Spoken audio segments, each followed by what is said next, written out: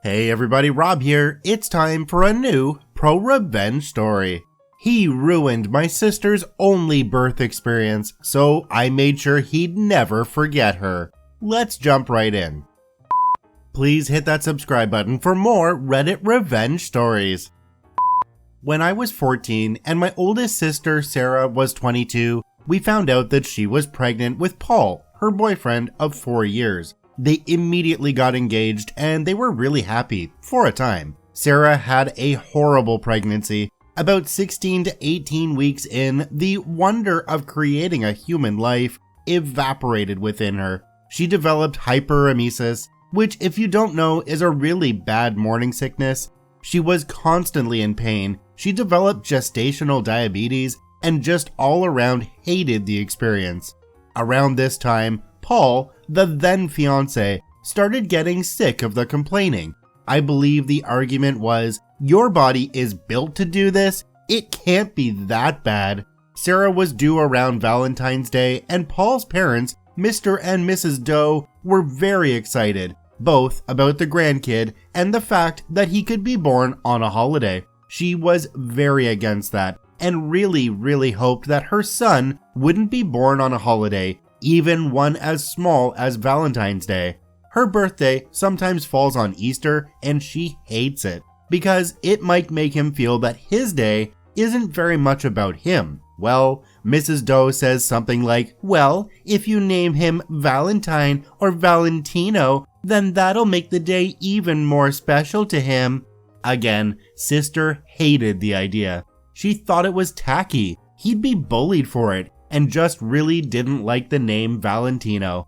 Paul loved it, but agreed to go with a more average name like Daniel or Jared. Fast forward to February, and she was ready to get this over with. Sarah had officially been put on bed rest because while standing or walking, her blood pressure took unexpected spikes and dips. I look back now and goodness do I feel bad for her. She was doing her best to avoid giving birth on Valentine's Day because, again, she didn't want him born on a holiday. Unfortunately, births happen when they happen, and that baby was going to come on Valentine's Day whether she wanted him to or not. I remember waiting out in the waiting room with my dad, brothers, and Paul, who couldn't stand to be in the delivery room because it was gross. I was so mad that he could have gone in but wouldn't because he thought my sister was gross while giving birth, whereas I had to stay outside because I was too young to go in with my mom and other sister. Dad went home with the youngest 2 brothers, while the oldest, Zeke, stayed to watch me because I refused to leave. 16 hours after Sarah went into labor, my little nephew was officially part of the family on the evening of Valentine's Day. Unfortunately, Sarah was not okay. She had to have an emergency cesarean section, and while doing the operation, discovered that the back of her uterus, facing her spinal cord, had a very large and very severe, thankfully non-cancerous, tumor. When I say large, I mean it was twice the size of a standard uterus. The doctors were shocked and didn't understand why nobody had noticed it on an ultrasound. It accounted for her severe back pain and blood pressure issues.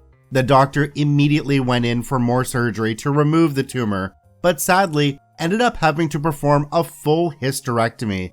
This meant that my nephew would be Sarah's only child. Now, while Sarah was in for surgery, Paul was taking care of everything baby related to make sure his son was okay. In my 14-year-old self's memory, I remember him being suitably distraught, but I didn't really pay him much mind and spent my time in the waiting room with my mother and other sister. Zeke, however, wanted to be a good future brother-in-law and make sure that Paul was okay. He found Paul filling out the baby paperwork on his own, looking, in my brother's word, like he had not a single worry in his mind. Zeke asked why Paul didn't wait for Sarah to fill out the paperwork, as she should have been out of surgery within the hour.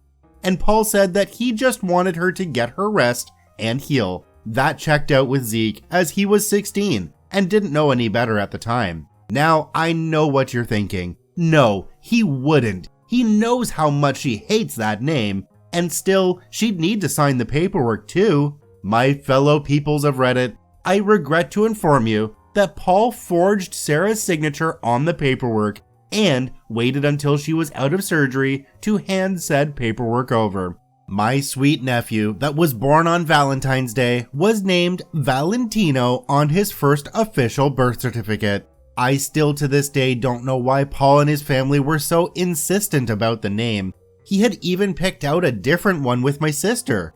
And before you ask, no, he was never brought up on forgery charges because his parents were witnesses to her signing the papers, even though they only got there at the last minute. So Sarah dumped him and got her son's name changed a month later. She was willing to do split custody with him because that's her son's father, and she wants the kid to know him. But Paul vanished and she never heard anything back, which seemed weirdly out of character to us, until a mutual friend on Facebook was tagged in his wedding pictures 6 months later. Paul had apparently started cheating on her not long after she got pregnant.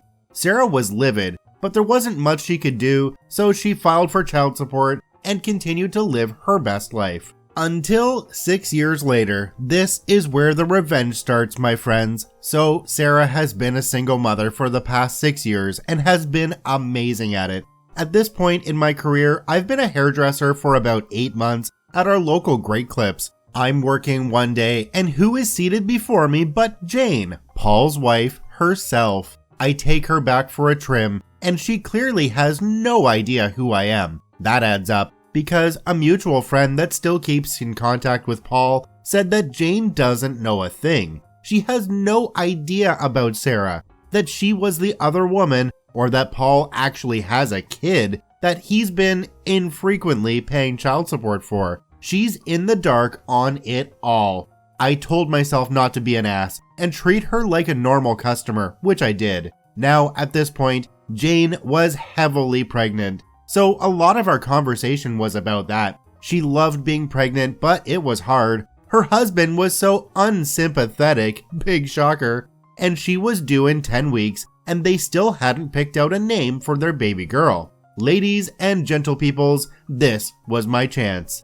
I asked what kind of name she was looking for, and she said, I want something unique and unusual, but not ridiculous like Brantley, you know the ones I'm talking about. And Paul had suggested so many already, and she didn't like any of them. So I, conniving little weasel I am, said, what about Sarah? My sister's name isn't actually Sarah. She was named after an older family member that passed not long after she was born. But there was no female equivalent for his name, so our parents created one. It's a beautiful name and just what Jane was looking for. She loved it, she stuck by it, and I found out by stalking her Facebook months later that she had put her foot down about it, and that was their daughter's name. Now, Paul has a daughter with his ex's name to remind him every day about her, and to also remind him to pay his damn child support. Little nephew is 10 years old now, and with a new name and no contact with his biological father,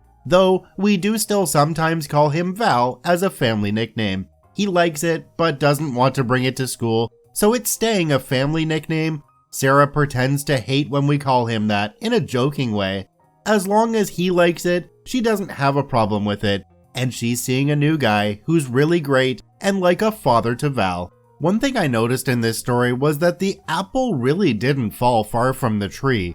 Paul's parents were complicit when he signed the paperwork and forged his girlfriend's signature. That gives us a really clear indication of where Paul learned how to be an asshole. In the end, the revenge was sweet, and for once in a ProRevenge, nobody got hurt and everybody went on with their lives, except for Paul, who had to be reminded of his ex every time he said his daughter's name.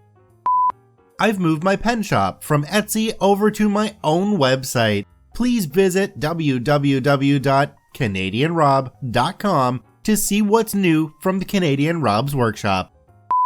I want to thank OP for posting their story to the ProRevenge subreddit. You can visit them at the links in the description below. Please go there and give them an upvote.